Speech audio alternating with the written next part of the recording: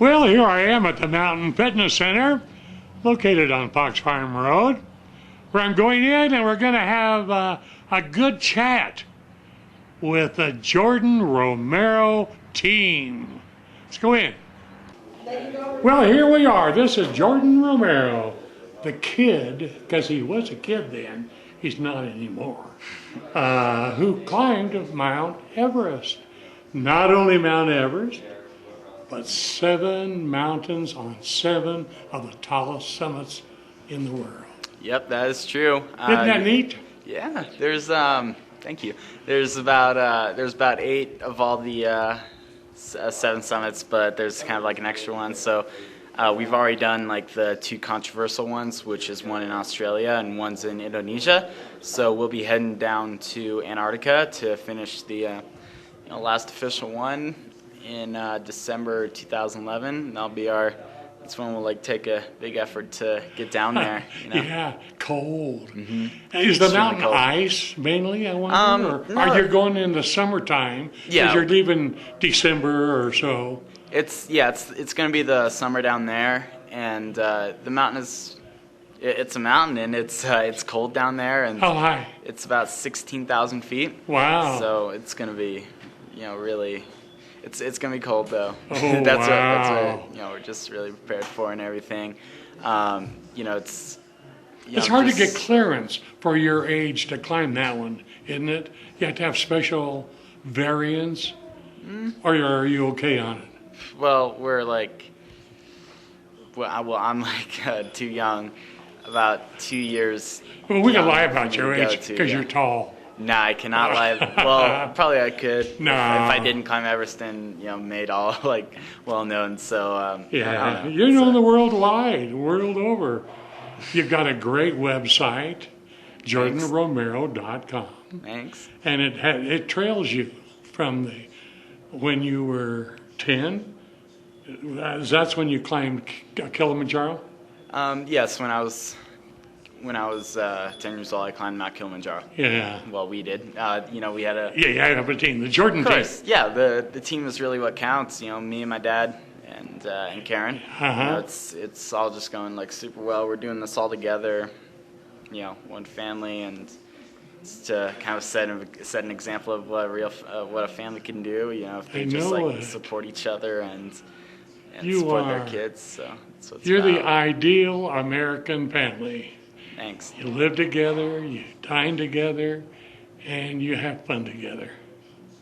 And it's all fun, isn't it? I mean, even though it's hard work, climbing mountains, it's fun. And what an achievement. Thanks. Yeah. It's a lot of hard work. You ever going to get it in the Guinness World Records? Do they have to, I guess they have to apply for it, don't they? Well, I haven't really got a certificate. You don't care. From there. You just honestly don't care. I know, that's this whole thing was for myself, Yeah. So. Well, you have to continually train, don't you? Particularly now that you're set to go to Antarctica later on this year. Yeah, that's gonna be quite some months later on. So, kind of taking it easy. I'm just I'm skiing a whole lot right now. On the park and backcountry, dealing with. A couple minor injuries, that's what I'm here at Mountain Fitness for. Is get it in shape. Yeah, it's so great to come here and keep me in top physical shape, and deal with some of my small injuries. And I'm just every weekend out there on the slopes. So yeah, red pants, orange jacket. Look out for me. Yeah, look out for Jordan, everybody. Yeah. Snowboard or ski? No, I ski. Ski, yeah. Yeah, freestyle. Most young people today, your age, are switching from snowboarding to skiing. You're finding more skiers now. Of course, yeah. It's all about new school skiing and freestyle park skiing. Big mountain. It's called free skiing. So that's kind of like the new thing. Snowboarding is still popular. It's still going on in X Games, but skiing is just with how amazing how fast that sport has progressed is. I know it. It's outrageous. It's really, really cool. And you can curve and carve and everything you can do with snowboarding.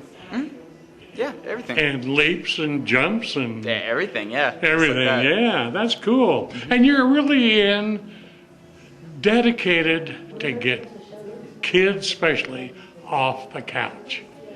Get outdoors, do something. You have no idea, here in America, it's what we're seeing every single day. Kids just playing video games all the time, and never owned a video game in my life. So, there's just a whole lot more life. There's just a whole lot more to life than that. Sure. And that's why I just want to get out there and just make a use of life and use it well, because it's one life. You gotta live it well. Not only exercise well, but eat well. Like eat well too. That's, you don't eat at McDonald's and these fast fooders. You have a healthy diet. Nah, I never even stepped foot in those places, so it's all about just eating like fresh, not so like processed foods like sodas and burgers and all that stuff. Yeah. And, yeah, sure, it's good, but not good for you. So just that's what it is. No high fructose corn syrup. Oh, really? No high fructose corn syrup, Wow. which is contained in most sodas, and it's Wow. no good. Dangerous, huh? Almost like a poison. It is, yeah. Yeah. Pretty much. Wow. Well, I tell you. And now this last summer, you led short hikes around here. Sugarloaf, and I think I went up to, what's the one behind us? Not Baldy, Grayback. Gorgonio. Yeah, Gorgonio. Yeah. We used to call it Grayback years ago. Yeah. But you had that. Now, have you led any hikes during the summer? I mean, during the winter with snow? During the winter, I'm not quite sure. We're just, it's been kind of on delay for the 7 Summits, Youth Challenge, and me guiding kids around the 7 highest peaks here in Big Bear. Sure. And, it's kind of a way to get kids out and really appreciate, how lucky they are to live up here. Sure. Yeah, and just to be lucky to have this beautiful nature all around us. Oh, that's great. Appreciate that. Yeah, you bet. Well, Jordan, I mean, everybody knows you. Everybody's proud of you. Thanks. I'm going to watch you work out just a little bit because for sure. you get it all set, and then I want to talk to you and your dad and Karen and finalize your plans for 2011. All right. Okay. Well, before you get going, if anybody's going to do an exercise, even though it's a simple exercise, what's the first thing they have to do? Now, you always got to warm up because serious injuries can come into play, if you just work out without even stretching or anything like that. So those are some mistakes I've made before skiing, is not stretching, because I'm hardly even flexible right now. So definitely want to get into some more yoga classes. So right now I'm just coming here to stretch out. That's probably what you'll see me doing right now. It's just kind of recovering. So you have an injury in the groin area and the knee? in the hip flexor. And the hip flex area? Yeah, not so much the knees. I mean, that's kind of a skier's thing. Is they'll always be hurting. But, Yeah. But yeah, it's a lot of stuff being put on your body when you're out there, and you're not really wearing like protective guards, which I haven't even thought about. But of course, wearing a helmet and everything. That's You wear a helmet? Yeah, I do. Do you think there should be a law that every snow skier and snowboarder? Yeah, it should be a law. I don't know. I see a majority of. I've never even clicked on to my skis without wearing a helmet. So. Really? Yeah. Never. Well, that's cool. Okay, well, we'll let you get into some stretching exercises. Yeah, we'll do that. Okay. Jordan's going to warm up. Now, everybody doesn't have a ball, Karen, so they can do it just flat, huh? You can do it just flat. The ball, you can get these balls at Kmart for $10. Oh, really? And this ball is super good for a lot of stretches. Really good for a back stretch like Jordan's doing. Uh-huh. And a lot of other kind of core exercises. They're really good. I recommend that everyone have one at their house. Oh, good. It's amazing. What are you stretching there, Jordan? Here we're kind of stretching out like the hamstrings, everything else. So if you're able to grab both your feet, no problem. Then. Oh, really? So like right now, I'm not at my most flexible. So just every day I'm doing this kind of stuff, and always just working to being able to do that and get grabs better with skiing. So Sure. that's it.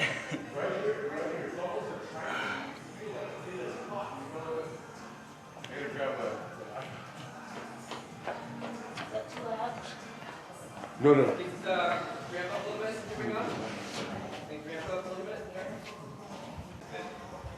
Now you just massage your calves? Yeah, definitely want to massage some of your calves. You know, it's very easy to get some knots in there, and I do definitely have some knots. Oh, sure. Big time. So definitely massage my calves a lot. And another thing too is, I'd grab, say it would be a curb, for example, or anything to just to step up on, and basically just like stand on it and let your heels drop, so that you could definitely feel your calves stretching that way, and it's awesome. Sure. So, what else did I do? One thing I also do, which sometimes I could need help on, is definitely kind of loosening up your gluten with your glutes. So be grabbing like this. Oh yeah. And just kind of rolling around on it. So it's really good. Really good stretch as well. Do it with both. Now you do it longer normally. Yeah, definitely. But this is kind of just do you count? Demo right here. Yeah. Just go when I think is long enough. Yeah. Definitely one thing I lacked of, back before when I didn't stretch, was doing knees a lot, and it's a good kind of groin and hip flexor kind of stretch. So just want to be just like pushing down with your elbows, grabbing your like this, and just pushing down with your elbows. Not too fast, because you could tear something or seriously injure yourself, of course. But you just want to slowly progress, every single time. And so you just laying right here, stay like that for a while. Another thing I like to do, which definitely can stretch like my outer hip, is doing this, which is like Hollywood stretch. Leg over here, elbow like that, just twist like that and move back. Sure. Just like that. It's great stretch. You feel it in your back. You feel your spine like start to pop. It's great. You feel like right here. So you're using all your muscles theoretically, just about. Yeah, using all your muscles, and it's just want to stretch them all out. So a good easy 10-minute warm up. Of course, better than nothing, but it's always mandatory before you start working out and going hard. Now, I couldn't even do one thing. I can barely sit down. So it really, this warm-up that you're doing is really not for seniors. Or, well, it depends on their condition, I guess. Yeah, it depends on your condition. Okay, don't use me as an example. No. I don't know what else to do. Oh, well, here we are, the Jordan Romero team themselves. Hi, Ron. Hi, Paul. We got Paul, Jordan, and Karen. And all three of them have done all of the climbing. This is the team right What here. an experience. It's been a wild ride. I know. Almost 3.5 years now, isn't it? Since Mount Kilimanjaro was Going on 4. going on 4. Yep, it was all meant to be a 7-year project. And, Really? when it's all said and done, it'll be 4.5 and a half or so. Yep. A little bit ahead of schedule. Yeah, that's good. Well, you had planned to really do Antarctica this year, but we need some more resources. I mean, these climbs are expensive. I mean, the countries charge you an arm and a leg. Yeah, there's so much that goes into these things. The finances are one part of it, but there's permissions, there's massive logistics that had to happen, and just coming off of Everest, we've been working so hard with all kinds of business that came after Everest, and that we just didn't have a good 3 or 4 months that we needed to prepare just for Antarctica. And Sure. before you know it, November was here, and we weren't dialed in yet. So that's okay. It was kind of a truck lifted off our chest, actually. So Sure. everything's good. We're having a great winter, and training's right on schedule, and strength and fitness, and life's good. Life's good. And you know, we always keep saying, and Jordan says too, it's not about the record, but even if we wait until December of this year, Jordan's still like in plenty of time for doing any record that no one's even close to. That's right. 14 now. Yeah, he's 14. July 12th. Good memory. Got it. You bet. Thanks. Always remember your birthday. Thanks. Well, that's cool. So anyway, what you're doing, of course, you're involved in Snowshoe the Bear. That's right, Open Air Big Bear and Snowshoe the Bear. Jordan took a year off from doing Conquer the Bear. He's back on to doing it again this year. It's the 4-event challenge. It starts with the Snowshoe the Bear, goes on to Paddle Fest, then on to mountain biking, then on to the new Endure the Bear trail run race. OpenAirBigBear.com. It's pretty fun. We're having a really awesome surge in energy and participation from locals here. We're just trying to get the town going and rocking with outdoor events and sports and adventure stuff, which is what Big Bear should be all about. That's right. So I told Jordan, get off the couch. No matter what age you are. You can't do anything sitting inside. We'd like to see more youth getting involved here. We would like to see more kids from the schools doing these events. And, you know, it's got to be about the kids. You bet. There's a Conquer the Bear is really a neat program. It's a combination of several organizations. Yeah, it's through Open Air Big Bear, and there's 4 events, and we've made it really nice for people who are just a little bit interested in getting in, and they're not quite sure. So they do the shortest events at each of the 4 events. So they do a 5K snowshoe, the beginner loop of the mountain bike, they do a 5K paddle, and they do a 5K trail run.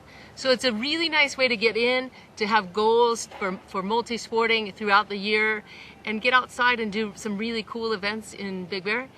And then there's the Conquer the Bear, which is the longer events of all that. And so that can be something that they work towards. Sure. And they can go on the website. Yes, everything's on the website, openairBigBear.com. You bet. And it's coordinated by the events office, Rick. Yep. We work together with Rick is a big part of the coordination of it, and Sure. each of the 4 organizers for each of the 4 events. Sure. Well, we got Snowshoe the Bear coming up on Saturday, February the 5th. And each year it grows. I mean, more and more. Grow. Even last year, on our 3rd year, with the most horrendous weather day of the entire year, we still did over a couple hundred runners. I know that. And probably missed out on 100 at least that day. The entrance and the energy going into this year is just, it's staggering. It's pretty cool. Conditions are not perfect, but the scene and the vibe and the energy and the pre and post event festivities are going to make it just a really cool time. Sure. And so, and I was just up on the course today. Here it is on Thursday, before a week before the event, and there's some good snow up top, man. Oh yeah. It's kind of this mixture. So as Karen kind of challenged everybody, pick your weapon. There's going to be different footwear out there, and so it's fixing to be sunny and nice. So. People are asking us, since it hasn't been any snow lately, and there's no real snow in the forecast, are you still going to have the event? And the snowshoe event is on snow or no, it's a go. That's right. Well, we didn't have much snow on the first annual. They had to shove it into the street. And it snowed the night before. And then it snowed. So yeah, can't figure out Big Bear. We're the second year. Yeah, being flexible and making it a pretty fun adventure. Sure. Event. Now, a lot of people don't know that snowshoes are not the old, long ones, that they're really cool. It's pretty cool. They're quite affordable. They're super light. And our little expression is, if you can walk, you can run. You know, there's kids. And they start off running. If you can walk, you can snowshoe. Oh, yeah, right. And you can rent them for $10 or $15 at several local shops, and it's just easy. You strap them on and you just walk. There's no trick to it. I know. It's just a better way to negotiate soft, mushy snow. And now, do you need poles? Poles are optional. Poles can be good if you know how to use them, and they can get in the way if you don't use them well. But you know, I recommend everybody to use poles. Yeah. But you can do just fine without them. I know. Now the race, it's 2 races, a 5K and 10K. That's right. 5K is good for the novice and for the newbies, and for folks that just want to go out and walk their dog, or a big group of gals or whoever that just want to have a little social type of walking event, or kids. 5K is perfect. Oh yeah. 10K would be upwards of an hour to 2 hour hike, depending on how much jogging or running is involved. But so we think it's just right. Yeah, it's great. Are you going to be in it, Jordan? Yes. Are all three of you going to? Or you're sort of the coordinator? Yeah, Paul and I are the coordinators. Jordan is the runner. Yeah, good. Been been kind of recovering. Not too much training, so probably not be like going for first place. Of course, finishing it is all that matters. So yeah, that's cool. My big goal. Now you're also distributors of a real great shoe line, aren't you?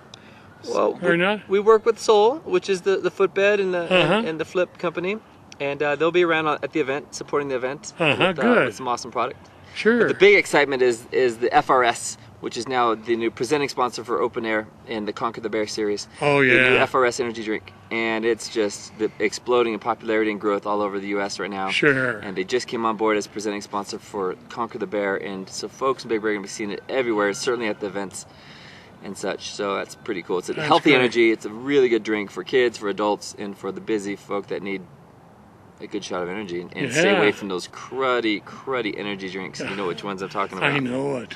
Yeah, they're all over the news now that they're not good for you. I've been screaming it for years, man. This stuff it should not. Poison. Certainly kids should not be having it. That's for dang sure. Yeah. Anyhow, so FRS.com. FRS. Yes. That's right. Well, my time's almost up. Thank you, Ron. Now, website, JordanRomero.com, and you can get hundreds of pictures and all his history. It's all about the quest of what Jordan's been doing. It's certainly the boy who conquered Everest. That's right. And the book. Is the book available online too? The book's available online, indeed. Okay. Indeed. It's an awesome. Is it on your site where they can order? It's on the seat, on their own merchandise, Jordan's t-shirts. You can check out all the blogging. He updates every couple days or once a week or so. Tell his followers what's new and what's happening, and there's certainly more details coming with the preparation for Antarctica. Sure. And if anybody wants to donate, they certainly can. They have a way on the website to donate. It's expensive to climb mountains. Absolutely. I mean, financially, it's a challenge. Also, it's been a big challenge, but it's given Jordan a really good platform to get his message out about getting kids outdoors, being healthy, setting goals, and because of us climbing mountains, he's getting that message all over the world. Yeah, that's for sure. Being able to talk to a lot of kids. Ron, you and ET and Channel 6 have been huge supporters of us and of Team Jordan, and for these last few years. And thank you from the bottom of our heart. You're welcome. It's been a way for us to talk to the community. You bet. And it's hopefully getting the message out to kids and just putting Big Bear on the map for real. It's a win-win for everybody. I think so. And that's included. Thanks so much. Been talking to Paul, to Jordan, to Karen, Team Jordan. I tell you. Have a good day. Thanks, buddy. Bye, Ron. Well, there you have it, folks. Another chapter in the Jordan Romero story. Hope you enjoyed it. I'll be back in just a while.